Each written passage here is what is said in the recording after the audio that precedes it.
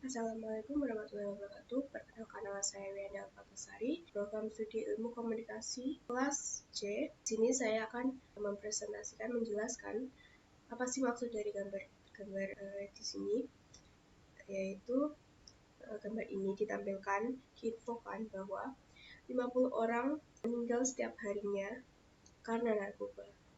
Jika dihitung lagi, 18.250 orang meninggal karena narkoba. Pada gambar ini juga diperlihatkan data pengguna pada tahun 2008 sekitar 3.362.527, kemudian 2011 ada 4.274.333, 2014 ada 4.022.228, 2015 ada 4.098.029. Siapa aja sih pengguna narkoba? Pada tahun 2008, 2011, 2014, dan 2015, yaitu 70% berprofesi sebagai pekerja, kemudian 22% profesi sebagai pelajar dan mahasiswa, dan 8% sebagai pengangguran. Gambar selanjutnya, pada tabel ini ditampilkan kasus tindak pidana narkoba pada tahun 2007 sampai 2011. Pada tahun 2007, kasus narkotika sejumlah 11.380, kasus psikotropika 9.289, bahan adiktif lainnya yaitu 1.961, dan jumlah dari ketiga kasus tersebut adalah 22.630. Kemudian ada 2008, jumlah kasus narkotika ada 10.008, kasus psikotropika ada 9.783, kemudian bahan adiktif lainnya yaitu 9.573. Dan jumlah kasus pada tahun 2008 adalah 29.364.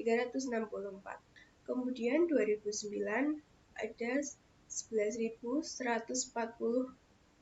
jumlah kasus narkotika, kemudian ada 8.779 kasus psikotropika, kemudian ada 10.964 kasus bahan adiktif lainnya.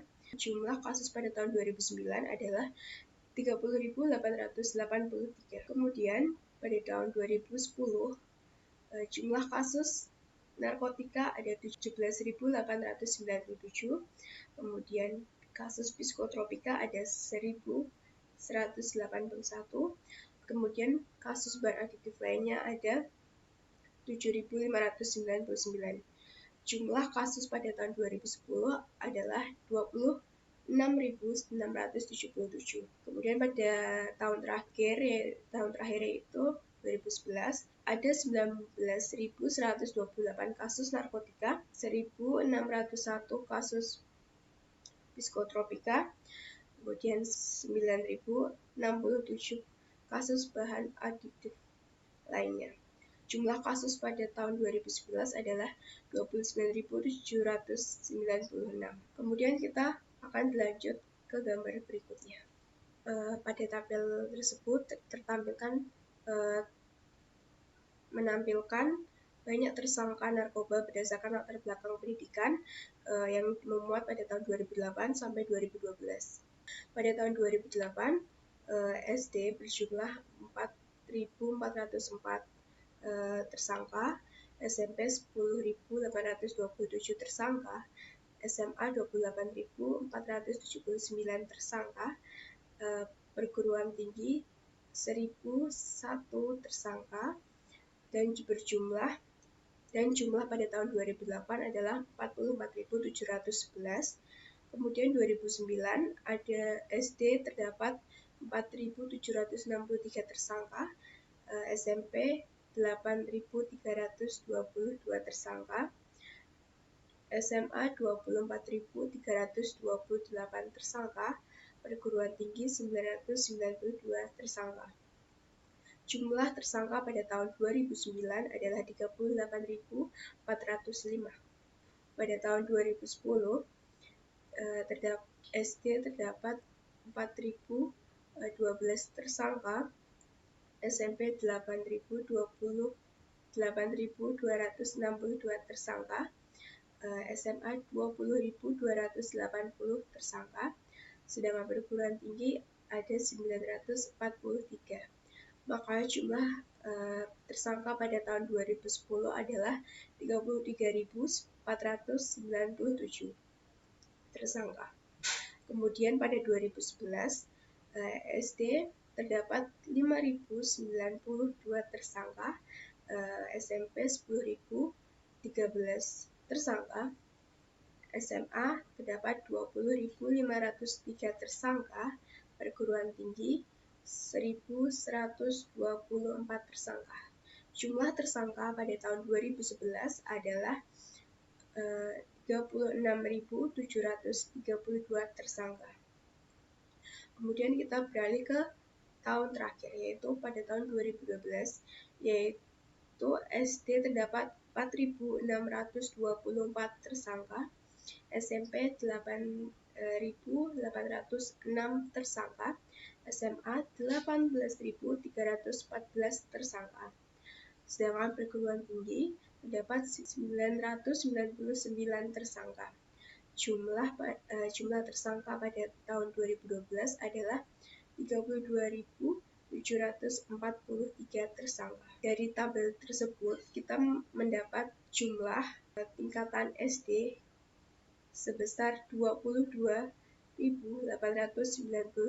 tersangka, SMP 46.230 tersangka, SMA 111.904 tersangka, sedangkan perguruan tinggi 5.059 tersangka. Jumlah tersangka narkoba berdasarkan latar belakang pendidikan pada tahun 2008 sampai 2012 sejumlah 186.088 tersangka. Dari tabel berikut ditampilkan kerugian ekonomi akibat narkoba. Pada tahun 2008, kerugian ekonomi sebesar 32,4 triliun. Pada 2011, kerugian ekonomi akibat narkoba sebesar 48,3 triliun. 2014, kerugian ekonomi akibat narkoba sebesar 53,1 triliun. Kerugian ekonomi akibat narkoba pada tahun 2015 sebesar 65,6 triliun. Pada gambar ini juga dijelaskan biaya rata-rata konsumsi pemakaian narkoba sekitar 10,8 juta per orang pada setiap tahunnya.